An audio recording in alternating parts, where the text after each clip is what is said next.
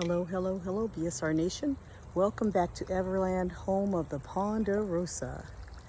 It was a rainy night in Georgia. Yes, it was a rainy night in Georgia, so I'm really happy that the rain did let up because I had a lot of work to do today out here at Everland. Here's the Ponderosa, still doing good, still looking great.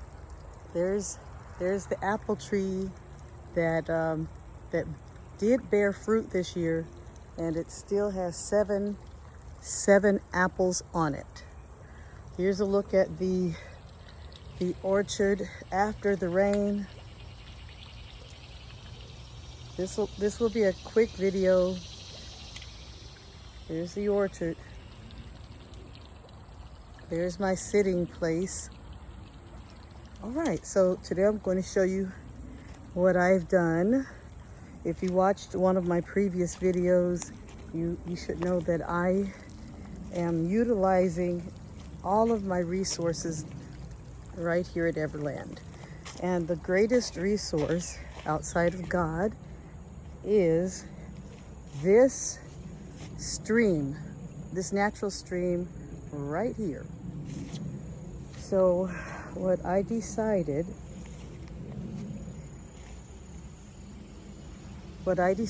was I'm not going to use any more water from the grid to water anything outside here. None of my vegetables and none of my fruit, nothing outside.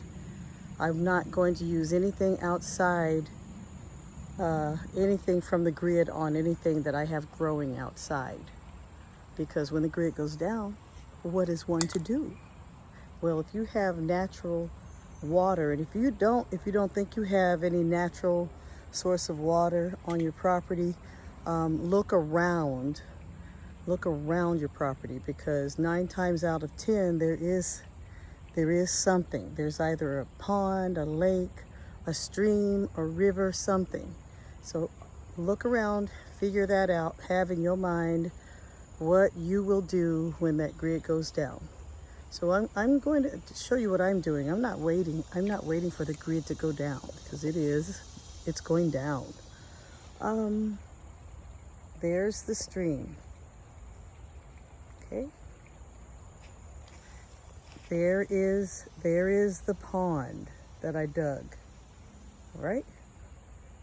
Now, once upon a time, up until a few weeks ago, I had been replenishing the pond from the grid, because the water in that pond does evaporate. And I actually use that pond as a water catchment. I do water everything out here from that pond, but now I'm doing one better. I'm taking it up a notch. Okay, catch my drift. So there you go. There's the stream. Okay, and I know you're wondering what I'm doing with Flex Seal. Well, I'll tell you. I thought you'd never ask. So I took one of my old pumps that I use for my water features, and I took one of my spare hoses. This is what I attach to the pumps when I sink them in the Ponderosa. Okay, so I took one of these. It was a spare. Hooked it to that pump. I attached it with Flex Seal tape, and I tied it. I tied it really good. I tied it with some very strong camping twine, right? And I also used fishing line. So I tied it, taped it, took it, and I threw it right down there, right into the old stream. Then I kept hold of the cord, And I went and got Thomas's lawn cord that he uses when he cuts the lawn, and uses his edger and his electric trimmers. I plugged that pump into this cord here, and then I tied this cord to the other end, the two ends that are plugged in together. I tied them really well with more camping twine, so they ain't going nowhere. And I know they're not, because the torrential rains that we had last night,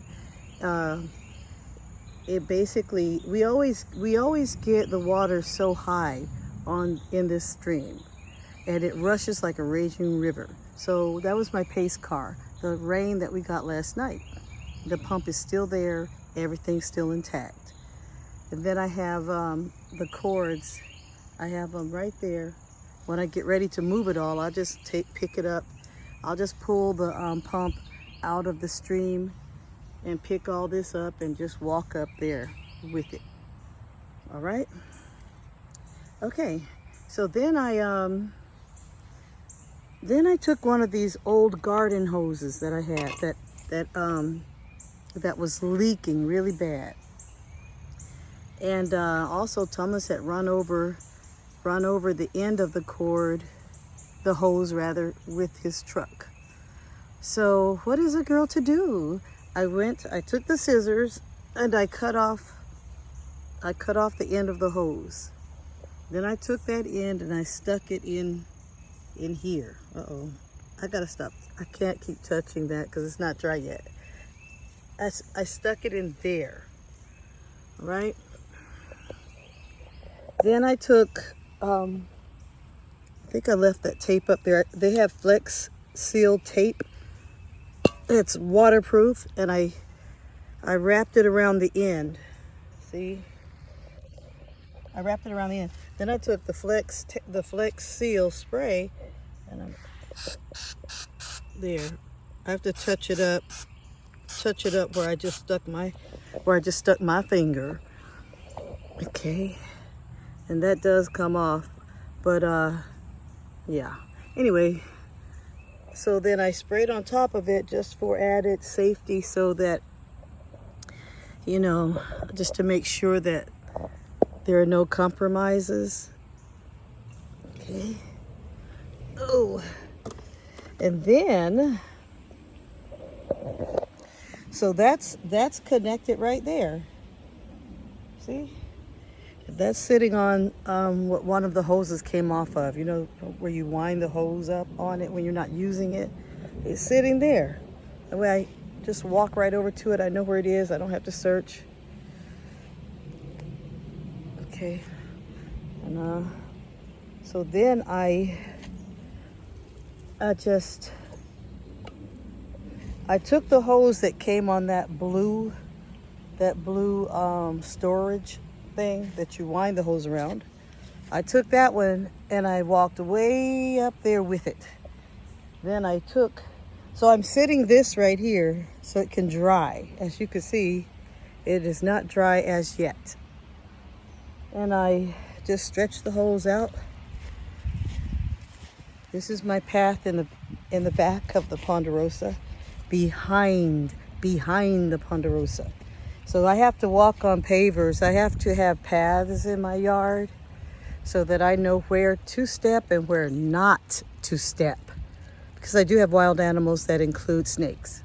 And some are poisonous, some are not. But a snake is a snake is a snake is a snake. And I don't want to step on one.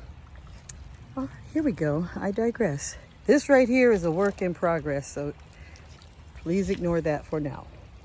And I'm not finished with my path as yet, but that's what I step on behind the Ponderosa for safety. I'm glad I have these pavers. I'm really glad that I made these paths. There, so I'm all the way up here at the top of the Ponderosa. And there's the hose that's attached to the pump down there, right? And I took the hose and I stretched it all the way over there behind all of this stuff. Banana plant, citrus, plum trees, and I heard it through the grapevine. Okay, here it is. So when I come out here tomorrow, if it doesn't rain tonight, and I feel like I need to water something, all I have to do is take this hose, walk over there. Wait a minute. Okay, wait a minute, not the car. Anyway, if you can see over there, I'll take you. There's a patio in front of the Ponderosa. It's actually part of the garage, part of the driveway, but I turned it into my patio, my personal patio. My driveway is so long, why not? All right, see that? And that's a work in progress too. I'm not finished, so please don't judge. But if you notice back there, you see where that barbecue grill is, and there's that palm tree. Well, the things that are growing next to it, those are my vegetables. None of my seeds germinated this year, so I had to go up to the big box store and buy some starts and start all over again. So those are my vegetables up here on the patio. And then also right behind me, right behind those solar panels, those are more vegetables. They're doing well. I have herbs as well. And then I also planted some more things inside the house because it seems like the seeds I planted inside germinated. So I'm just bringing them outside little by little and transplanting them into the pots that are out here. And also all of my my entire garden and orchard is all container, because you never know when I may have to, or not have to, but yeah, have to, because last year when we had that biolab explode and catch on fire, we were ordered to evacuate. And that's when I went and jumped in my camper car that I had created for that very reason. I jumped into it like Batman in the Batmobile. To the Batmobile, jumped in it, put in the key, turned the ignition, did not start, it wouldn't start. So I had to go back to plan B, which is bug in. If you can't bug out, bug in. And also stay prepared, have everything you need in your house, and have some of those same items in your car. Anyway, I digress. So you see this hose right here? It reaches all the way over there. So when I need to water those vegetables again, and these palm trees that are doing very well. I'm so proud of my palm trees, especially that one in the middle. See? Bottle palm. So I'm not using any water from the grid on anything that I'm growing out here. I'm using this and I'm using that, the natural stream water. Anyway, when I finish watering everything, oh, by the way, here my grapes are. I've got to eat them as they turn dark purple, because you know what happened last year. They started burning on the vine and turned into raisins. So, when I finish watering everything out here, I just walk back down. I also water the grass in the middle here and my ferns. All right, when I finish, I just take the hose, walk it back down, walk it out. I walk it back down, And I have a water weir right there. See it? I'll go around the tree. There's the water. There's the water weir. What they do, this is what you use when you create a waterfall. Okay, guys? They sell them at the store, but you can actually make these. You go, you find something shaped like that. You could go in the cooking section in your store, and you can pay a couple of dollars, where these actually cost like, oh my gosh, no telling what they cost now. Probably cost $20. I didn't buy these. I didn't pay 20 because I bought all this stuff years ago when I first dug this Ponderosa, and things were not as pricey as they are now. And when I say years ago, I mean, I did this back in, it was back in, I guess 2019. It's when I dug this, maybe earlier than that. I dug this and I bought all these and started working on this pond. Anyway, back to the hose. So when I finish watering everything up there, I just turn around and walk myself back down here. I just take myself back down here, and I take this right here and I put this on it because sometimes I stick one of these ends into that other pipe over there. That way I have two waterfalls from this angle going into the pond. But nonetheless, I just take this after watering, place it in there, see? And if this Ponderosa has gone down, like I said, it does, when it is really hot, it evaporates real fast. So I put it in there, and since that's already running, that pump down in the stream. Oh, and the other thing is this pump right here is running off of the solar panels you saw up there. I have inverters right next to them. So everything out here is running off of solar energy. So that's my entire goal.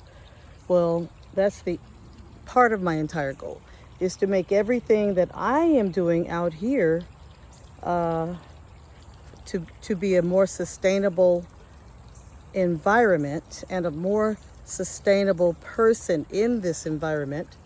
I conspire to make everything run off of solar, so I don't have to address the grid when it goes down. And now I'm growing everything from out here off of this natural water source. Okay, all right. And also, so if you try to do what I'm doing, listen to what I am saying.